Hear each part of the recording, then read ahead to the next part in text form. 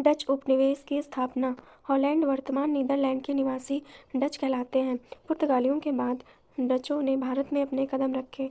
ऐतिहासिक दृष्टि से डच समुद्री व्यापार में निपुण थे। 1602 ईस्वी में नीदरलैंड की यूनाइटेड ईस्ट इंडिया कंपनी की स्थापना की गई और डच सरकार द्वारा उसे भारत सहित ईस्ट इंडिया कंपनी के साथ व्यापार करने की अनुमति प्रदान की गई। डचों का उत्थान। 1605 ईस्वी में डचों ने आंध्र प्रदेश के मछलीपट्टनम में अपनी पहली फैक्ट्री स्थापित की। बाद में उन्होंने भारत के अन्य भागों में भी अपने व्यापारिक केंद्र स्थापित किए। डच सूरत और डच बंगाल की स्थापना क्रमशः 1616 और 1627 ईस्वी में की गई थी। डचों ने 1656 ईस्वी में पुर्तगालियों से सीलोन जीत लिया और 1671 ईस्वी में पुर्तगालियों के मालाबार तट पर स्थित किलों पर भी कब्जा कर लिया। पुर्तगालियों से नागापट्टिनम जीतने के बाद डच काफ़ी सक्षम हो गए और डच भारत में अपने पैर जमा लिए।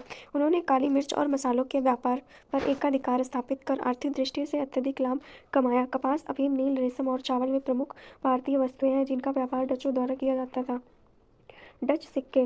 डचों ने भारत में रहने के दौरान सिक्कों की ढलाई पर भी हाथ आजमाए। जैसे जैसे उनके व्यापार में वृद्धि होती गई, उन्होंने कोचीन, मसूलीपट्टनम, नागापट्टिनम, पांडिचेरी और पुलिकट में टकसालों की स्थापना की। पुलिकट स्थित टकसाल से भगवान वेंकटेश्वर, भगवान विष्णु के चित्र वाले सोने के पैगोडा सिक्के जारी किए। डचों द्वारा जारी किए गए सभी सिक्के स्थानीय सिक्का ढलाई के नमूनों पर आधारित थे। डच शक्ति का पतन। भारतीय उपमहाद्वीप पर डचों की उपस्थिति 1605 ईस्वी से लेकर 1825 ईस्वी तक रही थी। पूर्व के साथ व्यापार में ब्रिटिश शक्ति के उदय ने डचों के व्यापारिक हितों के प्रति एक चुनौती प्रस्तुत की, जिसके परिणाम स्वरूप दोनों के मध्य खूनी संघर्ष हुए। इन संघर्षों में स्पष्ट रूप से ब्रिटिशों की विजय हुई क्योंकि उनके पास अधिक संसाधन थे। अम्बोयना में डचों द्वारा कुछ ब्रिटिश व्यापारियों की नृशंस हत्या ने परिस्थितियों को और बिगाड़ दिया। ब्रिटिशों द्वारा एक के बाद एक लगभग सभी डच क्षेत्रों पर अपने कब्जे में ले लिए गए। मालाबार क्षेत्र में डच शक्ति की घोर पराजय। डच अंग्रेज संघर्ष के मध्य त्रावणकोर के राजा मार्तंड वर्मा द्वारा 1741 ईस्वी में कोलाचेल के युद्ध में डच ईस्ट इंडिया कंपनी को पराजित करने के साथ ही मालाबार क्षेत्र में डच शक्ति का पूर्णतः पतन हो गया। ब्रिटिशों के साथ संधियां और संघर्ष। हालांकि 1814 ईस्वी में एंग्लो डच संधि के तहत डच कोरोमंडल और डच बंगाल पुनः डच शासन के अधीन आ गए थे, लेकिन 1824 ईस्वी में हस्ताक्षरित एंग्लो डच संधि के प्रावधानों के तहत फिर से ब्रिटिश शासन के अधीन आ गए, क्योंकि इस संधि के तहत डचों के लिए 1 मार्च 1825 ईस्वी तक सारी संपत्ति और क्षेत्रों को स्थानांतरित करना बाध्यकारी बना दिया गया। 1825 ईस्वी के मध्य तक डच भारत में अपने सभी व्यापारिक क्षेत्रों से वंचित हो चुके थे।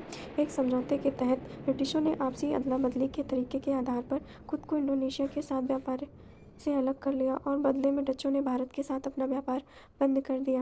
भारत में डेनिश औपनिवेशिक क्षेत्र। डेनमार्क से संबंधित किसी भी व्यक्ति या वस्तु को डेनिश कहा जाता है। डेनमार्क द्वारा लगभग 225 वर्षों तक भारत में अपने उपनिवेश बनाए रखे गए।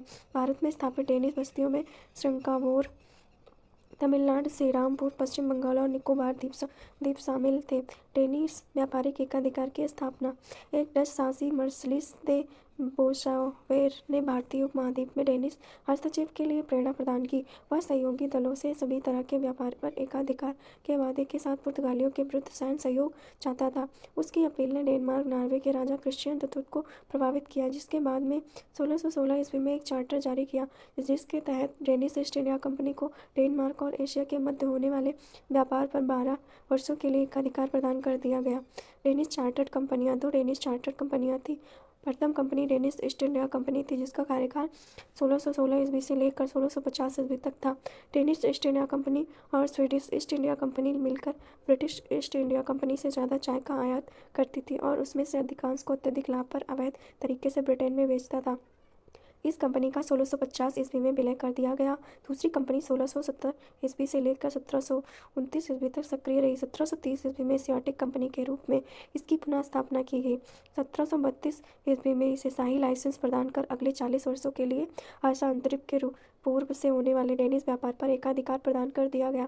1750 ईस्वी तक भारत से 27 जहाज भेजे गए, जिनमें से 22 जहाज सफलतापूर्वक यात्रा पूरी कर कोपेनहेगन पहुंचे, लेकिन 1722 ईस्वी में कंपनी ने अपना एकाधिकार खो दिया। Shrirampur mission press. यहाँ यह उल्लेख करना जरूरी है कि श्रीरामपुर मिशन प्रेस की स्थापना, जो कि एक ऐतिहासिक एवं युगांतकारी कदम था, श्रीरामपुर में डेनिश मिशनरी द्वारा 1799 ईस्वी में की गई थी। 1801 ईस्वी से लेकर 1832 ईस्वी तक श्रीरामपुर मिशन प्रेस ने 40 विभिन्न भाषाओं में किताबों की 2,12,000 प्रतियां छापी। भारत में डेनिश बस्तियों की समाप्ति। नेपोलियन युद्ध 1803 से 1815 ईस्वी तक के दौरान ब्रिटिशों ने डेनिश जहाज़ों पर हमला कर डेनिश ईस्ट इंडिया कंपनी के भारत के साथ होने वाले व्यापार को नष्ट कर दिया और अंततः डेनिश बस्तियों पर कब्जा कर उन्हें ब्रिटिश भारत का हिस्सा बना लिया। अंतिम डच बस्ती श्रीरामपुर को 1845 ईस्वी में डेनमार्क द्वारा ब्रिटेन को हस्तांतरित कर दिया गया।